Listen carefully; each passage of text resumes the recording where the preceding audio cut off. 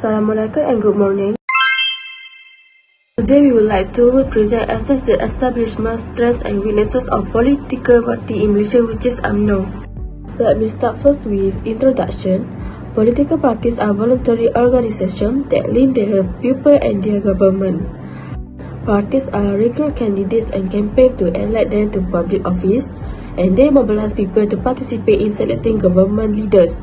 A political party can be defined as an organized group of citizens who hold common views on public questions and acting as a political unit seeks to obtain control of government with a view to further the program and the policy which they profess. With the inclusion of the three parties also means that Barisan Nasional now has 11 parties made up of UMNO, MCA, MIC, SUPP, PBS, GRM, PPP, Berjaya, USNO and NAP.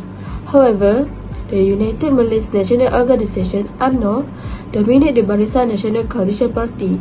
It is because UMNO is the party of the Malays who are the majority race in Malaysia. UMNO has also been a strong and stable party and was formed a government that most people in Malaysia like.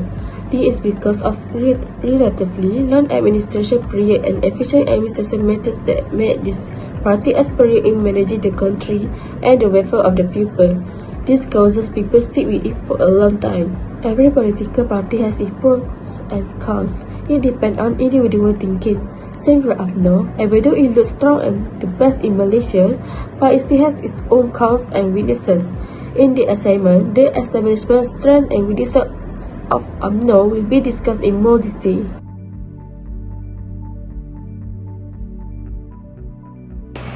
Basically, the United Malays National Organisation, also known as Pertubuhan Kebahasaan Melayu Bersatu, was established earlier before the Independence Day. UMNO was founded by Dato' Jaafar, a nationalist politician, on 11 May 1946, and he was the first leader of this organisation. This type of political party representing Malay interests entirely, which has opposition with the Malayan Union. Clearly, UMNO is the response of Malayan Union by the British, since they have restricted the Malay rulers' powers and Malay special privilege also granted citizenship. UMNO also played an important role in pushing for independence. In other words, this political party has reached an agreement in the terms of differences between British and traditional rulers. However, on 1951, UMNO was led by Tunku Abdul Rahman, the first Prime Minister since the independence from 1957 until 1970. Tunku has declared amnesty for communist terrorists who was surrendered. Without feeling hopeless, other efforts made by Tunku, including the Bali negotiations. In 1956, Tunku has led a delegation to London for a discussion with the British government about the independence of Malaysia. The main purpose of the delegation is to gain the confidence of British to set out the date of Independence Day, which is 31 August 1957. UMNO has plenty of strength. One of it is UMNO is the first party that upholds the right of the Malay. During colonization era, Malaysian nationalism was at their lowest because they do not have the right to vote for their leaders. Therefore, the Malays have to unite to oppose British colonialism. And UMNO has a clear objective and vision to protect and defend their homeland and their people. Apart from that, UMNO also have the majority of voters.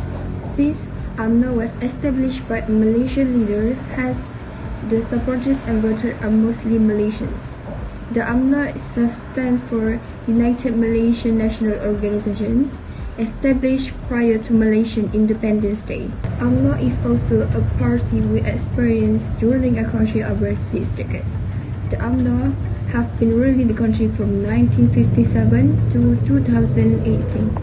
And UMNO was established after the World War II and have been ruling the country ever since. Last but not least, United Malaysian National Organisation is also a party that is efficient in managing country's governance.